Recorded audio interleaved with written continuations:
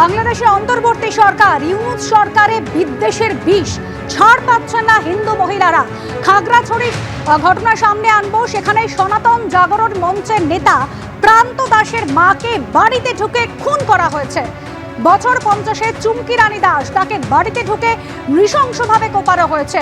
খুনের পর বাড়ি থেকে গয়না, মূল্যবান জিনিস লুটপাট করার অভিযোগও সামনে আসছে।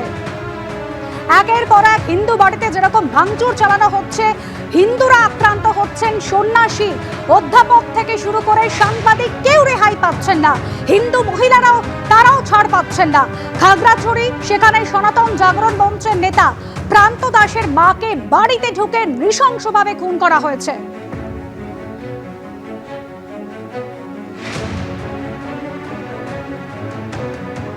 একের পর এক তালিবানি ফতোয়া জারি করা হচ্ছে, পর্দানসীন করার চেষ্টা হচ্ছে মহিলাদের। আর ঠিক এখানেই প্রশ্ন উঠছে, বাংলাদেশ কি তাহলে আফগানিস্তানের পথে যাচ্ছে? শুধুমাত্র যে হিন্দুদের ওপর নির্যাতন হচ্ছে তা নয়, সেই হামলার ঘটনা লাইভ স্ট্রিমিং করায় গ্রেফতার করা হচ্ছে হিন্দু যুবককেও। বিপ্রদাস নামে এক যুবককে গ্রেফতার করলো মোহাম্মদ ইউনূসের সেনা। সুনামগঞ্জে হিন্দুদের ওপর, মৌলবাদীদের ওপর একের পর এক হামলা হচ্ছে, আর সেই হামলার ছবি লাইভ স্ট্রিমিং করা ইউনূস সেনার রোষে বিপ্রদাস।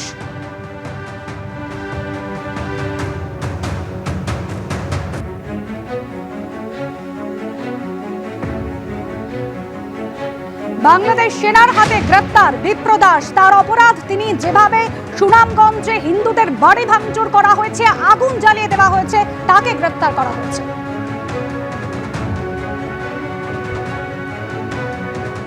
আর এভাবেই বাংলাদেশে গণতন্ত্রের গণহত্যা হচ্ছে, হিন্দু নিপীড়ন, নির্যাতনের একের পর এক ছবি প্রকাশ্যে আসছে।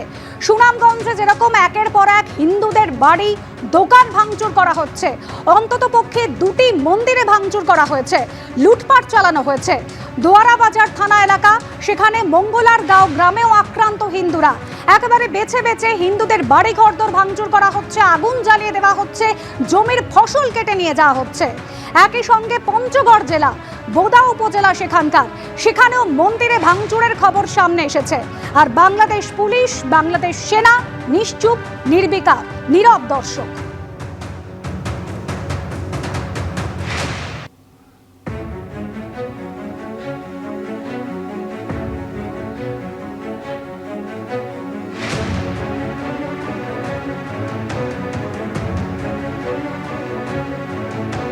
হ্যালো বন্ধুরা, আপনারা দেখতে পাচ্ছেন কালী প্রতিমা আমাদের থানায় নতুন হাটে।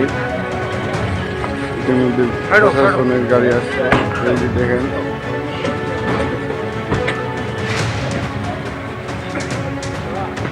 আর 2টার মধ্যে আমাদের প্রতিমা ভাঙা হয়েছে।